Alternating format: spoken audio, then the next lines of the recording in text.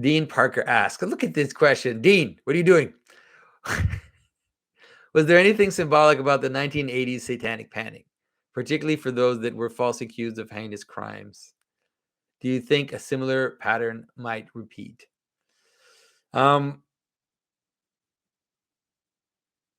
don't know. I don't think so. I don't think that a similar pattern will repeat. And I think that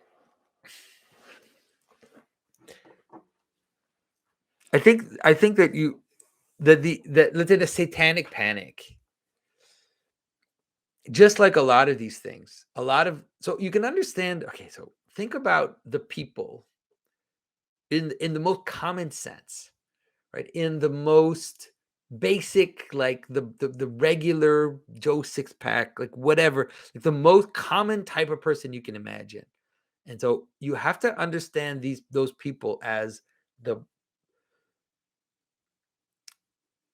building block, like the building block from below of a society, right? The peasants, the and so they actually from below hold the world together. Okay. And so the people that are down here, they don't understand. They're not the smartest people, but they're the most embodied people.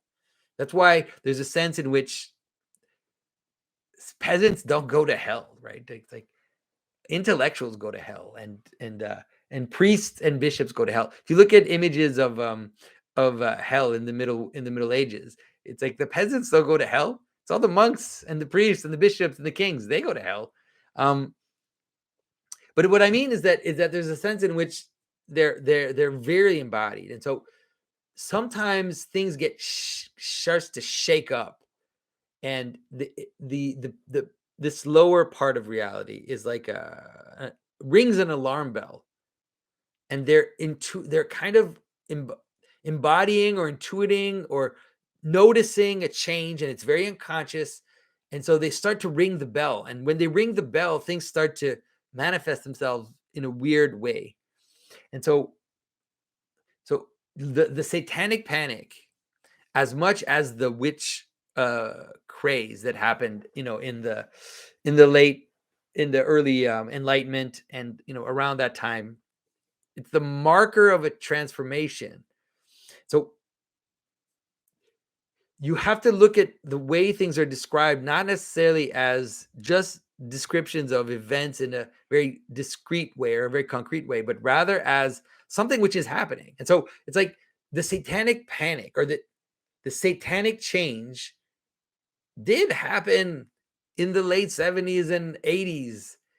Like there really was a train, like there really was these changes happening in culture, which were taking Christianity out of the center of cultural discourse and putting in something which was satanic in a broad sense, which was about the passions, which was about greed, which was about all these things, which was about self-aggrandizing. All of this stuff was there. So then this manifests itself in like almost in a story, literary imagery, and all this imagery which kind of pops up. And so you could think that someone, let's say, so it's similar to what you see with this Travis Scott thing. I'm probably going to make a video about that, maybe a patron only video, just because I don't want to go into too much in public. But it's like there's certain imagery that are related to certain behaviors, and that just happens. And so the kind of satanic imagery is related to passions and is related to obsession with things that are what they are. So I don't know if this makes sense. And so it's like the people that the satanic panic in the 80s, although it became like a kind of hysteria, was nonetheless manifesting something that was happening in the culture, in the basic culture, a change that was happening. And so I think that that's how you have to look at a lot of this stuff now, is that you don't have to believe in the like the way that the conspiracy theories and all these things, the way that they're described in their concrete. So like think about it, like a good example is like lizard people, right? It's like lizard men, the people who think that they're lizard men that are ruling the world and everything. It's like you, you don't have to think that they're like genetically lizard people that are ruling the world to understand what these tropes are referring to, or what these tropes are ringing the bell about, right?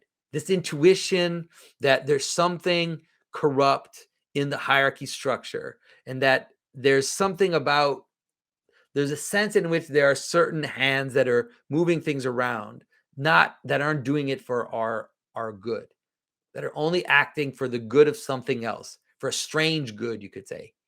And so, all right. Anyways, I hope you guys understand what I mean. Um, I'm not saying there aren't like actual people who worship the devil. There definitely are, for sure there are. Everything exists. But I think the panic part is